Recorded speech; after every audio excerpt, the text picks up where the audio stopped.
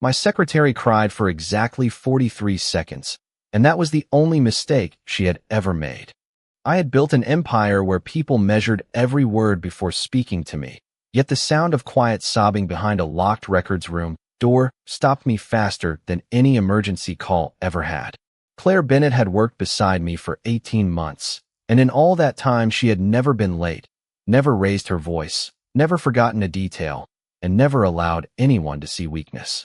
She organized meetings between rival families without shaking, corrected million-dollar contracts without hesitation, and walked through rooms filled with men twice her size as though fear had never been invented. That night, however, she believed she was alone.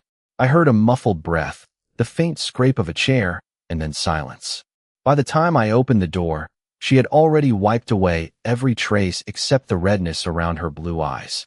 "I'm sorry, Mr. Romano," she said, her voice almost perfectly steady. "It won't happen again." Most people expected questions. I asked none. I simply nodded and walked away. Fear could be hidden. Tears usually couldn't. 5 minutes later, my phone vibrated. One of our distribution warehouses on the west side had erupted into chaos after an unexpected explosion damaged the loading area and forced every crew to evacuate. Nobody was seriously injured, but someone had timed the sabotage with remarkable precision. I canceled 3 meetings before my security chief finished his first sentence. The room instantly fell silent. No one argued when I changed plans. They never did. Inside the SUV, I watched city lights slide across the windows while replaying the last minute inside the records room. Claire had been frightened before the explosion happened. That meant whatever had broken her composure had started long before tonight. At the warehouse, firefighters were already containing the smoke while my captains secured the perimeter. I ignored the damage. Buildings could be rebuilt. Timing interested me more. Someone wanted my attention pulled away from headquarters. Someone had known exactly when to strike. I returned before midnight. Claire was still there, quietly sorting contracts as though the evening had been completely ordinary. She looked exhausted, but her hands remained steady across the keyboard. "You should go home," I told her. She looked up with surprised eyes. "There's still work left. It'll be there tomorrow." She hesitated only a second before gathering her things. As she walked toward the elevator, one of my senior advisors entered carrying a security report. "Boss," he said quietly, "someone accessed the restricted archive tonight." "Who?" He swallowed. According to the system, Claire Bennett's credentials. I looked toward the elevator just as the doors closed. Claire had been standing beside me when the files were opened. Either the system was lying, or someone inside my organization had just framed the only employee I had never once needed to question. And if they were willing to use my secretary, then the real target had never been the warehouse. It had always been my empire. The next morning the building looked exactly the same, but I knew better than to trust appearances. Every polished floor, every quiet hallway, every respectful greeting could hide a decision that had already changed the future of the Romano family. I arrived before sunrise because that was what I always did.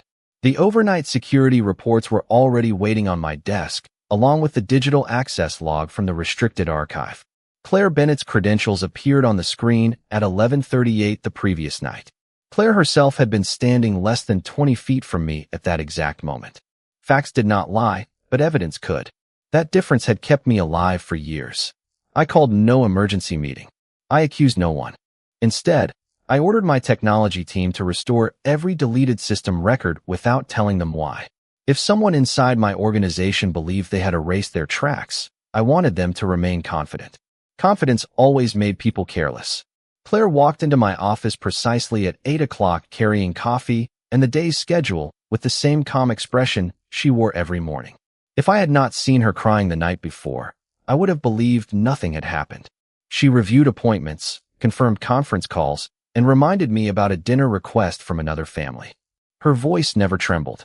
Her eyes never searched mine for reassurance. She was either remarkably disciplined or carrying a burden much heavier than I had imagined. Before leaving, she hesitated for the first time. "Is there anything else you need, Mr. Romano?" I looked at her for several seconds before answering. "No, but if you need something, you ask." She gave a polite nod that revealed absolutely nothing before quietly closing the door behind her. Less than an hour later, my chief of security entered with another report. The surveillance cameras outside the archive had suffered a 12-minute recording failure, affecting only that hallway. Every other camera in the building functioned perfectly. That was not coincidence. Someone had understood our system well enough to create a blind spot without triggering an alarm. I expanded the investigation beyond the archive and quietly discovered that 2 confidential shipping routes had also been viewed during the same time window. Those routes were known only to a handful of trusted people. The circle was becoming smaller, not larger. Near lunchtime, I walked through the executive floor without announcing my destination. Employees lowered their voices as I passed, but Claire remained focused on organizing legal files at her desk. Then something unusual caught my attention. A delivery envelope rested beside her keyboard. There was no sender, no company logo, and no mailing label. She opened it carefully, expecting routine paperwork. Instead, a single photograph slipped onto the desk. The color drained from her face. She grabbed the picture almost instantly, but not before I noticed enough to understand it had not been a random image. Someone had wanted Claire to see it. Someone had also wanted me to notice her reaction. She quietly asked to step outside for a moment, and I simply nodded. As the elevator doors closed behind her, I picked up the security phone and gave one calm instruction. Do not follow her. Follow whoever is already following her. Claire returned exactly 23 minutes later. Her face looked composed again, but experience had taught me that composure and peace were never the same thing. She placed a revised meeting schedule on my desk and apologized for stepping away without offering an explanation. I did not ask for one. If someone was applying pressure, forcing answers too early would only push her further into silence. Instead, I gave her a simple assignment that required her to remain inside headquarters for the rest of the afternoon. She accepted with a quiet thank you before returning to her office. Less than an hour later, my security chief delivered an update. The surveillance team had identified a gray sedan parked across the street before Claire left the building. It followed her for 6 blocks before disappearing into traffic. The license plate belonged to a rental company, and the paperwork had been created using a false identity. Whoever organized this operation planned every detail well in advance.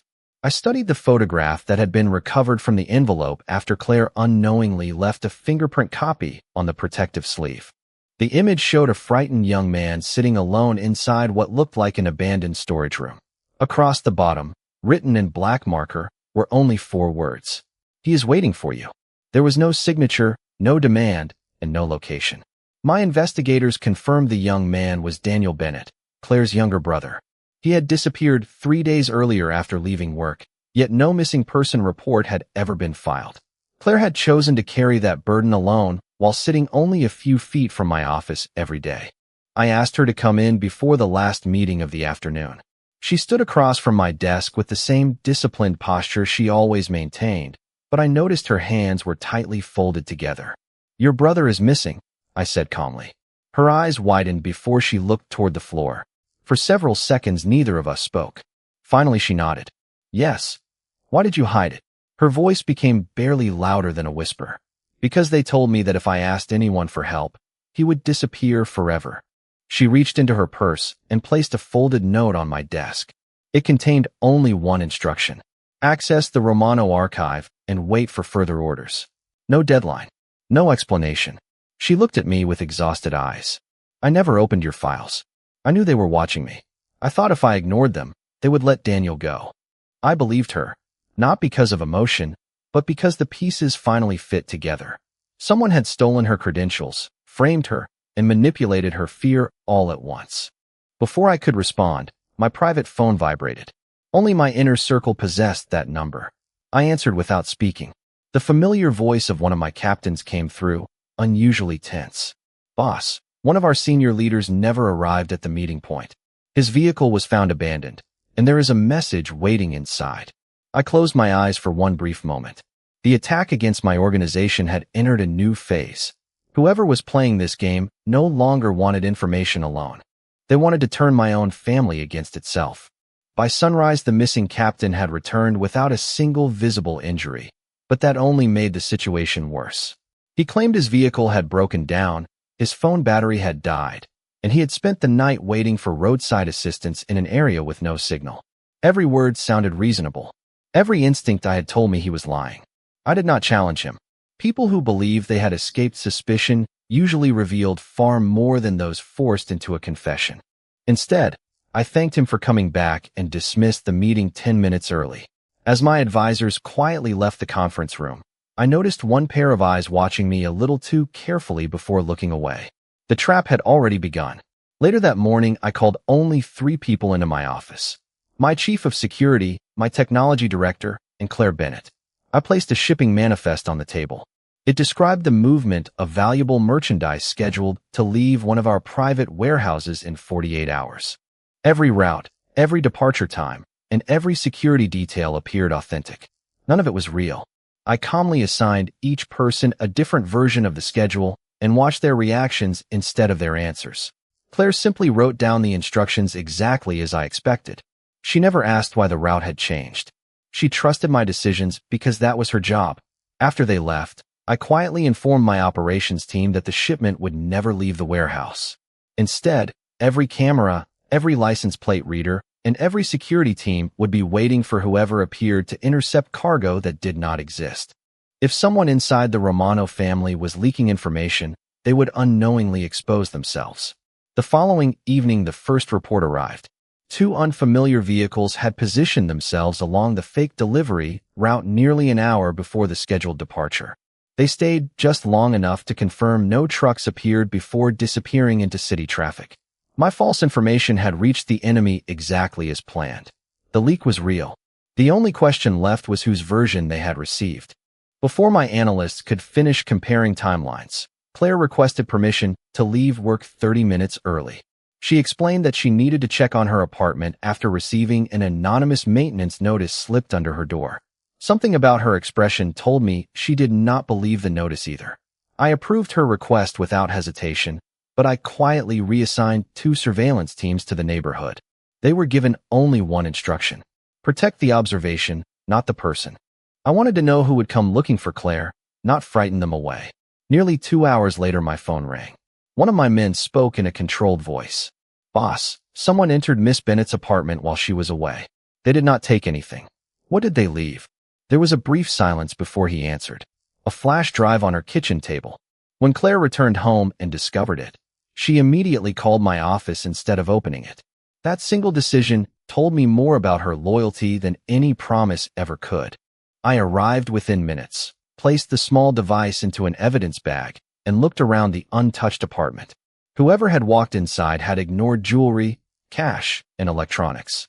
They had come for only one purpose. They wanted us to see whatever was hidden inside that drive, and deep down, I already knew the next move in this game would not expose the traitor. It would expose someone much closer to me than I was prepared to believe. The flash drive remained on my desk for almost an hour before anyone touched it. Fear made people rush. Experience taught patience. My technology director examined every file inside an isolated system, while Claire sat silently across from me, her hands folded in her lap, her expression calm despite the uncertainty surrounding her. When the first video appeared on the screen, the room became completely quiet. The recording showed Daniel Bennett alive, tired but unharmed, seated inside what looked like an empty industrial building. There were no windows, no signs, and no landmarks. Whoever filmed it knew exactly how to remove every clue that might reveal the location. Then another figure entered the frame. The person's face never appeared, only a familiar silver ring resting on one hand while placing a folder on the table in front of Daniel. I had seen that ring before, not once, but countless times during private meetings inside Romano headquarters. Before I could study it further, the recording ended. A second file opened automatically. This time it was a short audio message spoken through a voice filter. "Stop looking for the wrong enemy. Your family is already divided." Nothing more. No demands. No deadline. Just enough information to force suspicion into every room I controlled. My advisors immediately began debating which captain owned a ring like the one in the recording, but I ended the discussion before it became an argument. Guessing was exactly what our enemy wanted. Facts would decide the truth, not emotion. Claire remained unusually quiet until everyone else had left. She finally looked at me and asked the question she had been carrying for days. "Do you think Daniel is still alive?" I answered without hesitation. "Yes." She searched my face, trying to understand why I sounded so certain. If they wanted to hurt him, they would never have sent proof that he was alive. They still need him. Relief briefly softened her expression before concern returned. Then what do they want from me? I looked toward the paused image of the silver ring. Not you. They want me to stop trusting the people closest to me. That afternoon, another report arrived from the surveillance team assigned to monitor the false shipping route. One of the suspicious vehicles had been traced to a warehouse leased under a company that existed only on paper. When investigators quietly entered the property after it had been abandoned, they found almost nothing except a city map covered with handwritten notes. Every location marked on the map belonged either to Romano businesses or places Claire visited during her normal routine. My empire and my secretary had become part of the same operation. That was no coincidence anymore. It was strategy. As evening settled over the city, I stood alone inside my office looking across the skyline, while Claire organized tomorrow's schedule as though normal life still existed. She suddenly paused, pulled a folded receipt from inside one of the meeting folders, and frowned. "Mr. Romano," she said quietly, "I have never seen this before." I took the receipt from her hand. It was issued 3 weeks earlier from a small coffee shop nearly 100 miles outside the city. Printed across the bottom was a customer name that made even me stop reading for a second.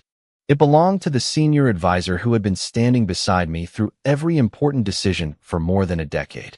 I did not confront my senior advisor after seeing the receipt. A single piece of paper could raise suspicion, but it could not deliver the truth. I quietly handed the receipt to my technology director and instructed him to verify every payment, every security camera, and every cell tower connected to that coffee shop during the previous month. If my advisor had truly traveled there, I wanted proof that could not be questioned. If someone had planted his name, I wanted to know that as well. In my world, certainty was worth more than speed. Claire remained in my office long after everyone else had left. She was reviewing contracts for the next week's meetings when she suddenly looked up. "You already suspected someone close to you, did not you?" I leaned back in my chair without answering immediately. A leader who never considers betrayal does not stay a leader for very long. She lowered her eyes for a moment before quietly saying, "I am sorry that my family became part of this." "Your family did not create this problem," I replied. "Someone else decided to use them." She nodded, but I could still see the guilt she refused to put into words. It reminded me why whoever planned this operation had chosen her. Claire cared more about protecting others than protecting herself. The next morning, my investigators returned with new information. The coffee shop receipt was genuine. My advisor had indeed stopped there 3 weeks earlier while traveling to what he claimed had been a routine business meeting. However, the security footage revealed something unexpected. He had not been alone. He had spent nearly 20 minutes speaking with a woman wearing a dark baseball cap whose face remained hidden from every camera. When they separated, she handed him a plain envelope almost identical to the one that had later appeared on Claire's desk. Before I could order another investigation, a secure message arrived from one of my captains monitoring our business network. Several independent companies that normally remained neutral had suddenly suspended agreements with the Romano family without explanation. No threats had been made. No public accusations had surfaced. Someone was quietly convincing our partners that my organization was becoming unstable. That was not random pressure. It was the opening stage of a larger campaign designed to weaken trust before making a decisive move. I gathered my leadership team that afternoon, including the advisor whose name appeared on the receipt. I watched him throughout the meeting. His reports were detailed. His tone remained confident. He answered every question without hesitation. If he was hiding something, years of experience had taught him exceptional discipline. As the meeting ended, I made one unexpected announcement.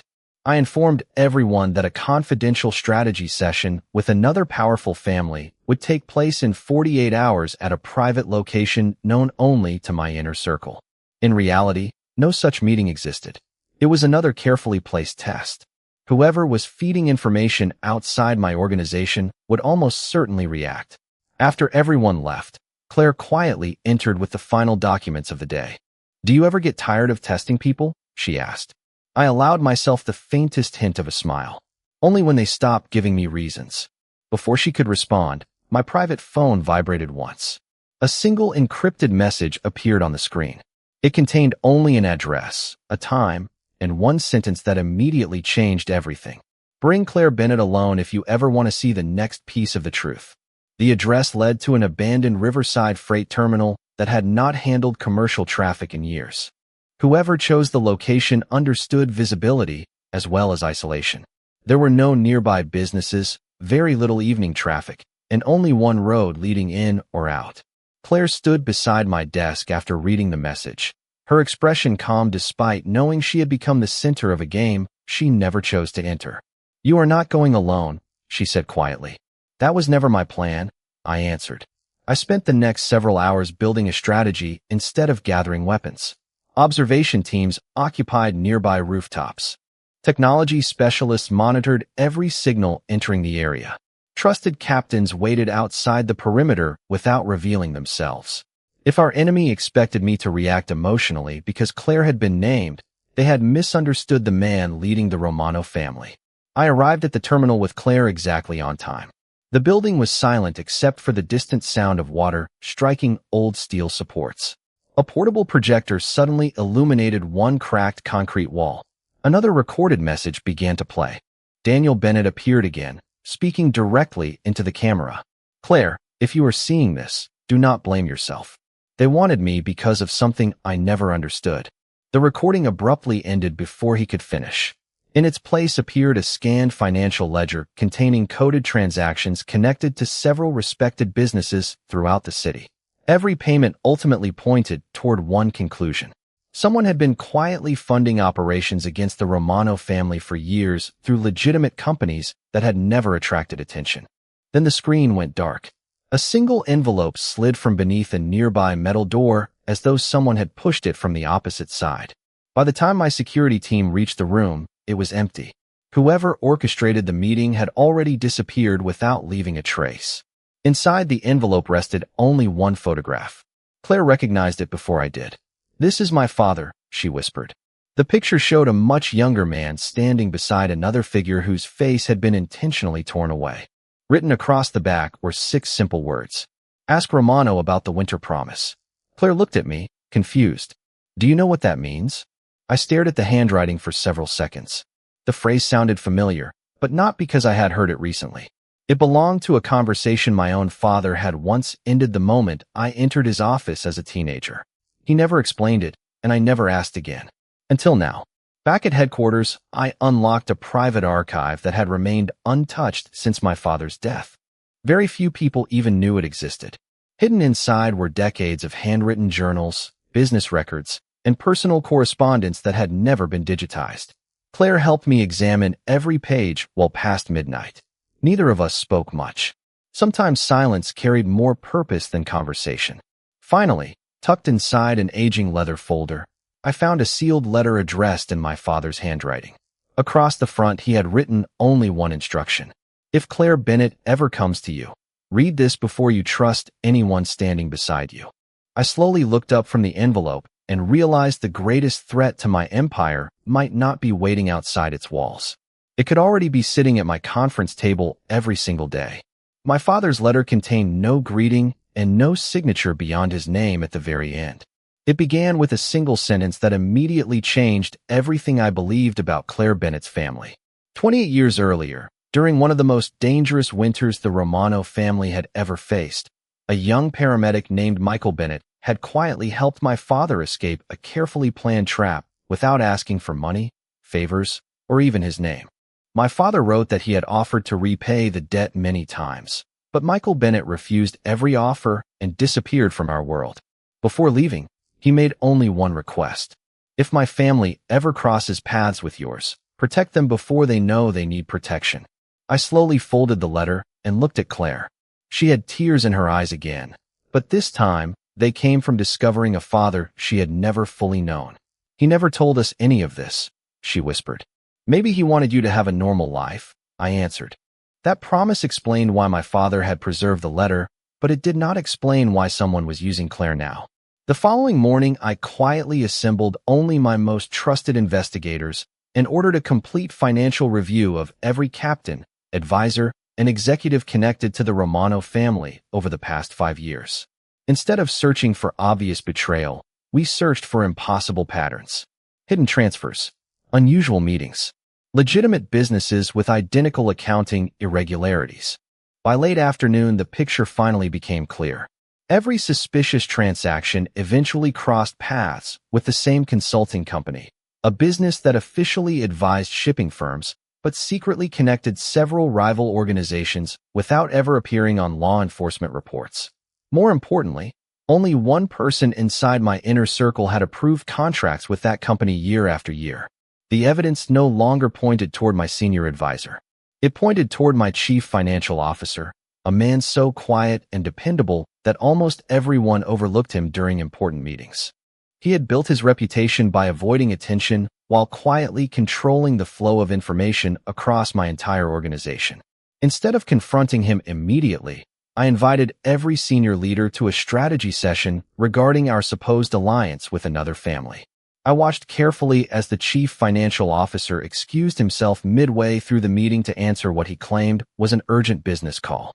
Less than 15 minutes later, surveillance confirmed encrypted messages leaving his private device toward an unknown recipient. The trap had finally closed. When he returned, I ended the meeting without revealing what we knew. Panic would only drive the real architect further into hiding.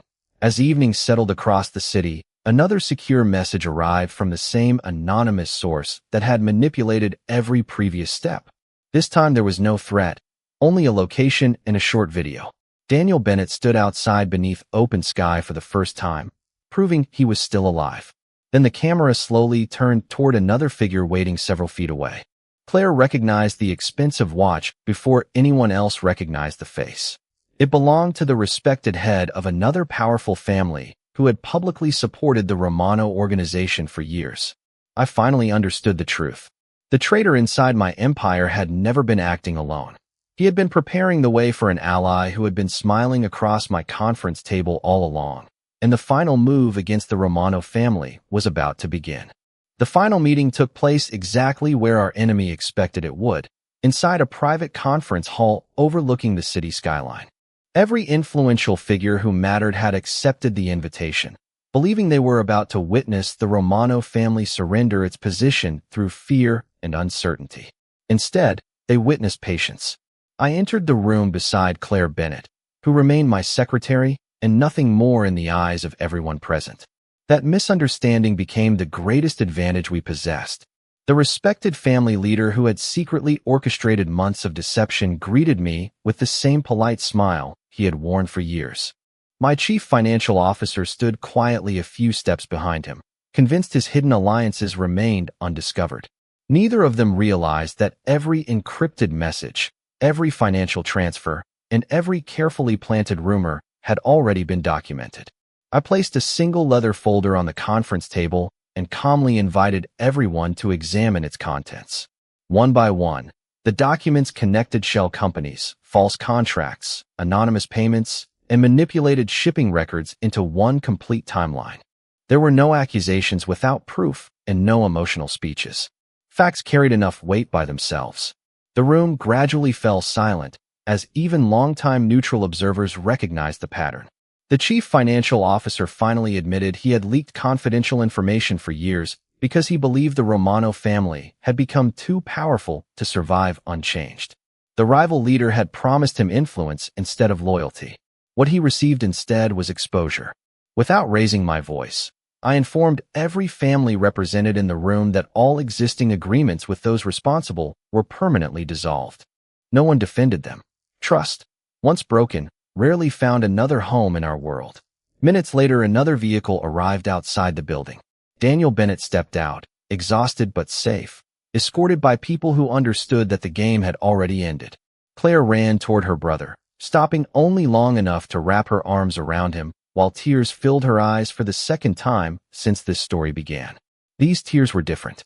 They carried relief instead of fear.